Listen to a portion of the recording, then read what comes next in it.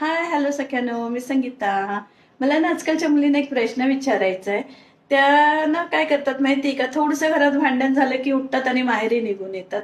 माहेरी निघून येतात तर येतात आणि असे सॅड स्टेटस ठेवतात, असे प्रोफाईल ठेवतात, असे एक एक एक एक व्हिडिओ बनवून टाकतात ना याच्यावरती. घरच्यांना दाखवतो तरी मी तुझ्याशिवाय जगू शकत नाही, माझं तुझ्याशिवाय काहीच होणार नाहीये, मी तुझ्यापासून लांब राहून मी एवढी दुःखी आहे, कष्टी आहे. तसे स्टेटस ठेवतात तर ठेवतात. आणि त्याचबरोबर बघा, त्याचा जर दुसऱ्याकडे मॅटर असेल तर त्याला काहीच फरक पडणार नाही. तुम्ही कितीही स्टेटस ठेवा, काही करा, त्याला काहीच फरक पडणार नाही. पण तुम्ही तुम्ही दाखवून देता त्याला की मी तुझ्याशिवाय राहू शकत नाही, जगू शकत नाही. हे सगळ्यात पहिलं तर हे खूप चुकीचं करता. आणि तुम्ही माहेरी येता, तुमचं एवढं प्रेम असतं ना, तर सोडून नका येत जाऊ. तशा माणसाला तिथेच राहायचं नाही, तिथेच जागेवरती वटणीवर आणायचं, त्याच्या छातीवर बसून, त्याच्या चांगल्या उरावरती बसून, आणि ती कोण असेल तिच्या छातीवरती बसून तुमचा संसार करून दाखवायचा. तुम्ही काय करता, एवढंसं काय झालं की उठता, बॅगा भरता आणि माहेरी येता. अगं तुम्ही माहेरी येता, पण माहेरी आल्यावरती माहेरच्यांचे काय हाल होतात हा कधी विचार केलाय का? माहेरी तुमची हालत बघून तुमचे आई बाप अर्धे अर्धे अर्ध अर्ध रक्त अट्ट. आणि त्याच घरात तुमचे भाऊ आणि भाऊजाई असेल, त्या भाऊजाईची परिस्थिती काय असेल विचार करत जा.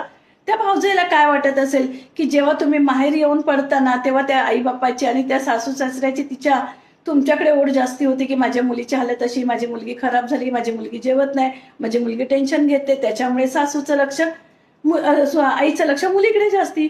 पण त्या सुनेनी काय करायचं, त्या सुनेचा काय दोष? तुम्ही ज्या घरामध्ये जाता त्या घराचं पण वाटोळं करताना, माहेरी जाऊन त्या माहेरचं सुख सगळं हे करताना. हा, तुम्ही तुमच्या नवऱ्यावरती एवढंच प्रेम असताना, तुम्हाला एवढं स्टेटस ठेवून दाखवायचं असताना त्याला की मी तुझ्याशिवाय जगू शकत नाही, मग त्याच्या छातीवर बसून तिथेच जगून दाखव ना बाई. की माहेरी येऊन ते माहेरचं घर कशाला हे करते, माहेरच्यांना कशाला डिप्रेशन मध्ये घालवते. माहेरचं घरचं सुख चांगलं चाललेलं असतं, सुखी संसार चाललेला असतो त्या भाऊ भाऊजाईचा, त्यांच्यामध्ये मीठ कशाला कालवतेस ग बाई? हा, जगून दाखव ना, त्याच घरामध्ये राहून जगून दाखव. त्या जे कोणी कसं ना, त्या नवऱ्याचं बाहेर मॅटर असू द्या, त्याच घरामधल्या सासू नंदा छळत असू द्या, प्रत्येकीला, माझ्या प्रत्येक मुलींना एकच सांगणं आहे की तुमचं त्या नवऱ्यावर प्रेम आहे ना जीवापाड, तर मग त्या नवऱ्याला सुधरवा आणि त्या सासूला आणि नंदेला सुधरवा आणि त्या घरातच राहून संसार करून दाखवा. तुम्ही निघता घर सोडून दोन घराची बदनामी करता. माहेरी आल्यावरती माहेरच्यांना काय लोक चांगले म्हणत असतील काय ग? हा, तुम्ही माहेरी येऊन पडता, माहेरच्यांना ते काय, माहेरच्या आजूबाजूवाली काय, हा आली हिची लेक, झालं भांडण झालं, आली हिची लेक, झाला, त्यांनाही चार चौघांमध्ये अपमान सहन करावा लागतो. बाहेर पडल्यावरती काय हो तुमची मुलगी पुन्हा आली, काय झालं तुमच्या मुलीला, परत सोडलं? हा, 17 प्रश्न विचारणारे असतात माहेरच्यांना पण. सासरचं घर सोडून येतात, सासरच्यांची पण तेवढीच बदनामी होते ना, गेली यांची सून परत निघून. अगं तुमचा कुठे दोष नसताना तुम्हाला दोष लागतो ना, तुम्ही जरा विचार करा. तुमची काही चुकी नसताना तिथे तुम्हाला दोष लागतो. दोन्ही घरातनं, माहेरकडनं पण आणि सासरकडनं पण. मग तुम्ही का सासरचं घर सोडता? काय गरज आहे तुम्हाला सासरचं घर सोडायची?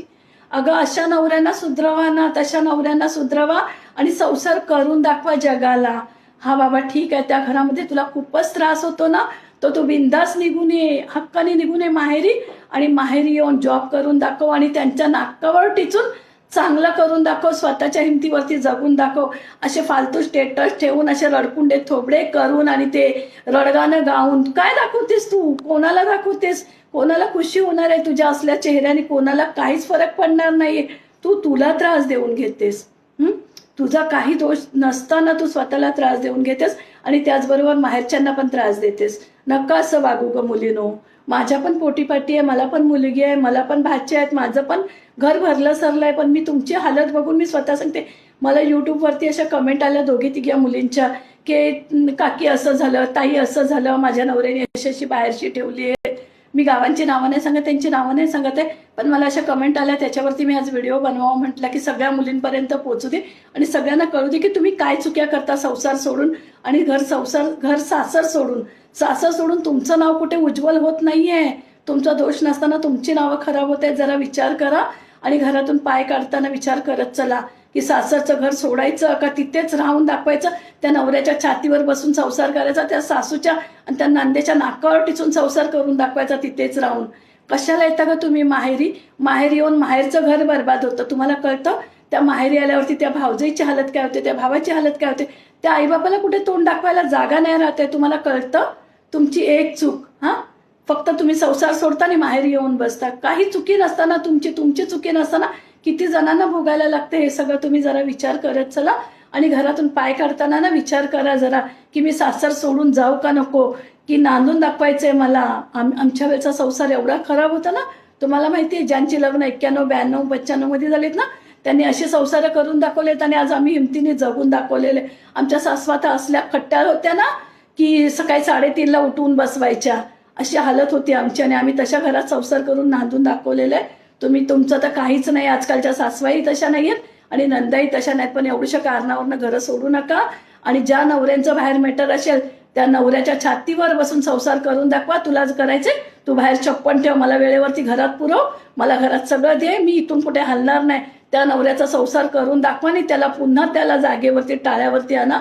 आणि संसार नका मोडू ग, घरं नका सोडत जाऊ, कधीच संसार नका मोडू, घरातून बाहेर पाय नका काढू. आणि खरंच त्रास असेल तुम्हाला तर मग बिनधास्त घरातून निघा आणि जॉब करून त्याला जगून दाखवा की मी कशी जगते बघ म्हणून. तुझ्या वाचून माझं काहीच अडत नाहीये, त्याला जगून दाखवा हिमतीवरती. पण येऊन ते रडगाने स्टेटस टाकून आणि ते तुमची हालत खराब करून, तुमच्या रडून कडून डोळे सुजून काही फरक पडणार नाही कोणाला.